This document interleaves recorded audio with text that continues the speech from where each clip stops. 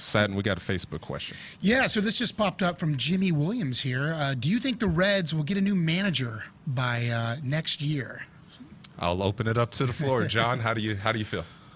I think it's what's happened. I don't think you can blame Bryan Price for. I think you got to evaluate him by a different standard. I think now that when you get to June and these guys are getting healthy, I think they have to play well the rest of the way. But it's still going to be difficult. They're gonna lose a lot of games. I mean, they're on that cycle, and I wouldn't be surprised. But to blame Bryan Price is just foolheaded. With this bullpen, Tony La Russa wouldn't be winning games. It's just it's that tough. I think when you get to August, they're probably going to have to take a look at it because he isn't under contract. So I think in the case of Price too, he's going to want to know, where do I stand? Yeah.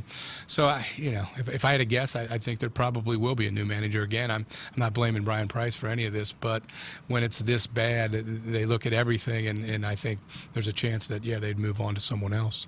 Sam, in the book, you guys obviously, you guys as managers are a little different. He's a player manager, obviously one of the best players on the team, if not the best player on the team, for what I was reading. Managers, how much do they, I guess, come into the outcome of every baseball game, and should the Reds look to replacing Bryan Price at the end of the year? Well, I think a manager can have a big impact, not so much on the moves that he makes, but in terms of how well he gets his players through the grind of the season. That said, I think that there's a fairly flat level of ability once you get past the top ones. I mean, pretty much all these guys are competent, and I agree. I don't think that you would blame Bryan Price for any of this. I think Bryan Price is a fine manager who will probably get another managerial job after this and might win a World Series with another team.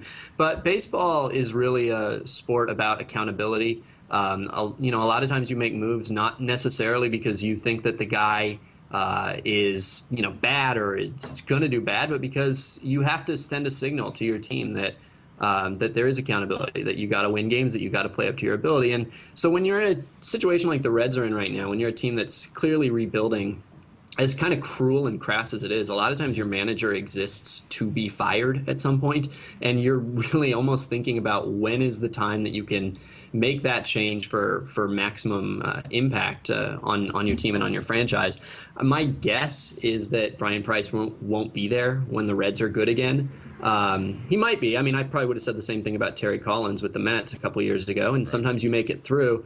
But my guess is that he won't be there. I don't know when the time is that you fire him, but we see it with teams like this all the time. And unless it gets really bad, they'll sort of keep you around until until you really need a signal that there's a real shift. I guess it happened in the franchise. Atlanta already.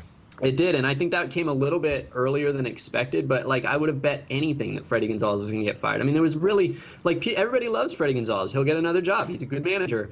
But there was no real reason to keep him on this year except to fire him. I mean, it's sort of cruel, but that's how it is with hitting coaches too. If you're a hitting coach, as soon as you get hired, you're thinking, okay, well, when is it going to make political sense to fire me? It's sad, but unless you're winning, that's kind of your lot in life.